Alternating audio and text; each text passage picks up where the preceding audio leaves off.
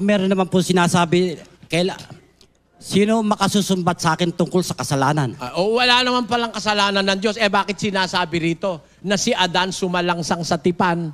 Di ba ang ibig sabihin niyan, hindi si Adan ng Diyos? Dahil siya ay sumalangsang sa Diyos? Siyempre, iba yung sinasalangsang kaysa sa sinasalangsang. Sabi mo, si Adan ang una sa lahat ng bagay. Dahil siya yung Diyos, ang sabi mo.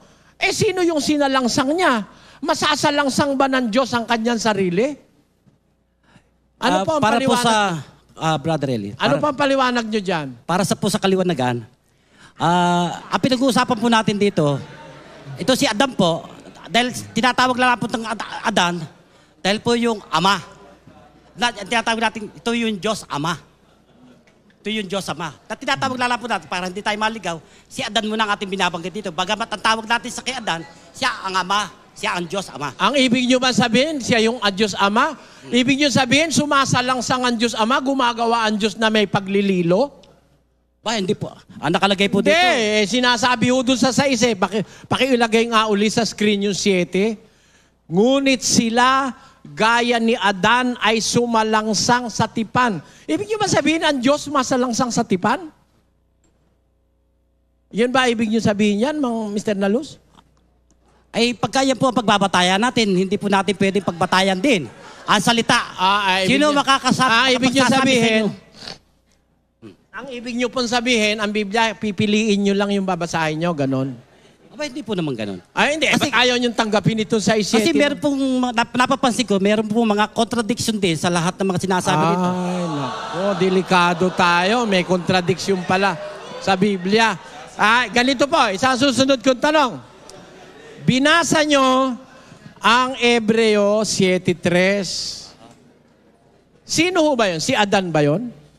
Sa Hebreo 7:3. Walang ama, walang ina, walang tandaan ng lahi? Si Adan po yun.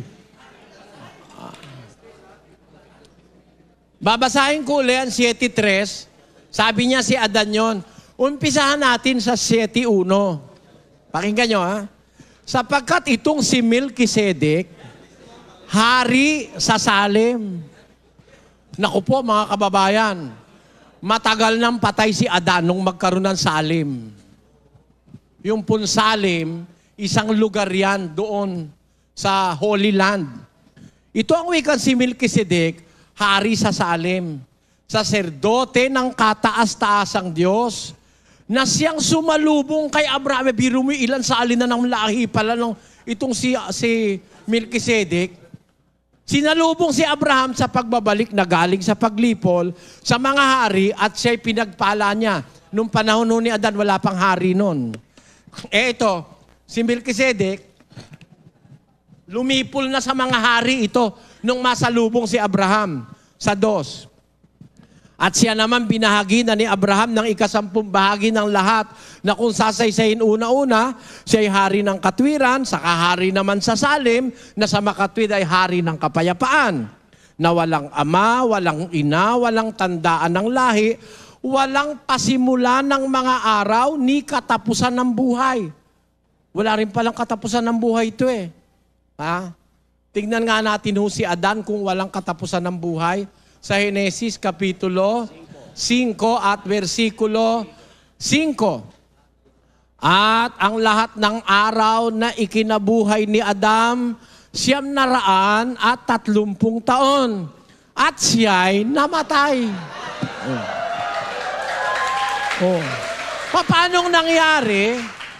Maliban na lang na nahihibang ang sumulat ng Henesis, kagaya ng nahihibang na nakabasa ngayon, para pasabihin na si Adan yun, sabi, si Adan namatay ng 930 years. Si Melchizedek, walang ama, walang ina, walang tandaan ng lahi, walang pasimula ng araw, at walang katapusan ng buhay. Paano yun? Makasingit po ako. Sige po. Sino po ba ang kinikilala niyong Diyos? Yung pong ama ng Panginoong Jesus. Yung ama ng Sabagay, hindi ko kayo dapat tanungin Dahil ako dapat magtanong sa inyo, you are under cross Kaya lang, gusto niyo makasingit, baka sabihin niyo naman, hindi ako mabait. Ako po'y natutuwa at sinagot po niyo yung ama ng Panginoong Jesus. Ngayon, ang tanong ko po uli sa inyo, yung sinabi niyo kanina, binasa nyo ang salita ng unang Korinto 15:45. Pakilagay sa screen. Gayon din naman nasusulat, ang unang taong si Adam ay naging kaluluwang buhay. Naniniwala ho ba kayo, kapatid, na si Adam ay tao? Apo, naniniwala po akong tao. Ayan. Yun ho bang tao? Yun ho ba ay Diyos? Ang tao po ba? Kung hindi ba? Sa pagiging tao po, ay naniniwala po ko siya ang Diyos dahil sa pamamagitan ng kanyang anak. Dahil ang sinasabi po ng anak, ako at ang Ama ay isa. Sino po ang anak? Sino po ang anak ni Adan? Kung siya ang Ama, sino po ang anak ni Adan na sinasabi nyo na ako at ang Ama ay iisa? Yan pong anak. Sino po yun? Yung anak niya, si Jesus Christ. Sa makatwid. Para sa inyo, si Jesus Christ, ang tinatawag niyang ama ay si Adan. Ayan. Ang tanong ko sa inyo, kung mabasa ko, natutol si Jesus Christ sa inyo. Aba, medyo...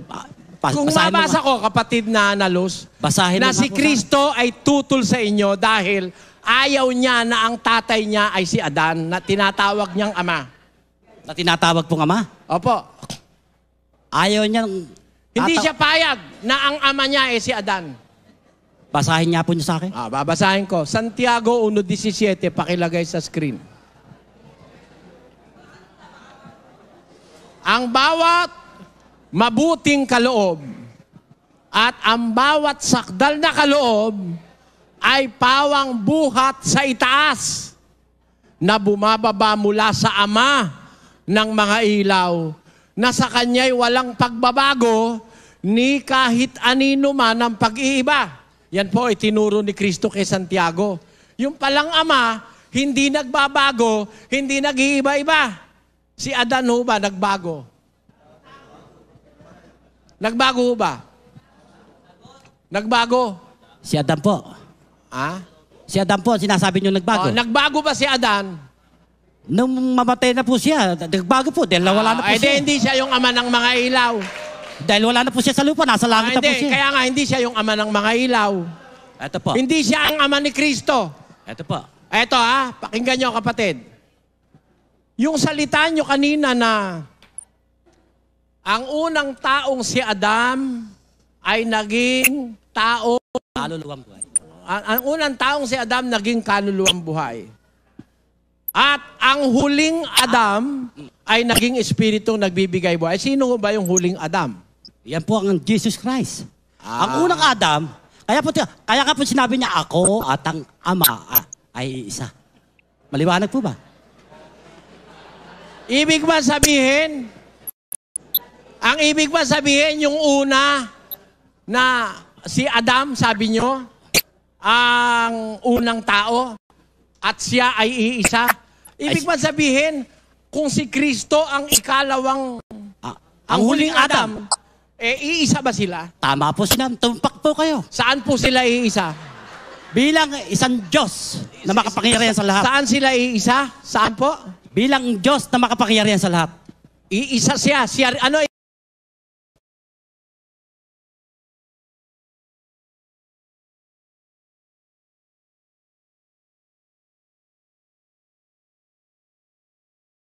Siya rin ba yon? Siya rin po yun.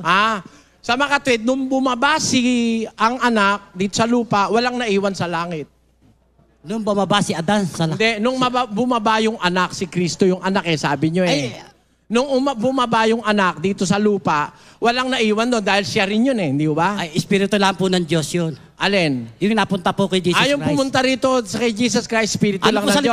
Ibig man sabihin ngayon, iba yung espiritu ng Diyos dun sa Diyos na nasa langit. Ano ba? Ato po sinasabi, kapatid. Hindi, tanong ko sa inyo. Sabi nyo, nung bumaba siya, Hindi naman siya yung mismong bumaba, espiritu lang ng Diyos yun.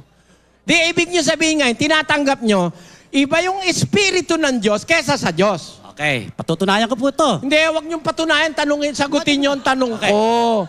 Ang tanong ko, ibig nyo ba sabihin ngayon na yung espiritu ng Diyos, iba talaga sa Diyos? Ay, iba po yun. Salamat sa inyo, mga kababayan. Okay. Salamat po. Salamat po. Ayoko nang mauwi ito sa hindi maganda. Mabuti nang magtapos tayo sa ganon, ano? Opo. Total, tapos na yung 5 minutes na interpellation, di ba? Salamat po sa inyo, mga kapatid.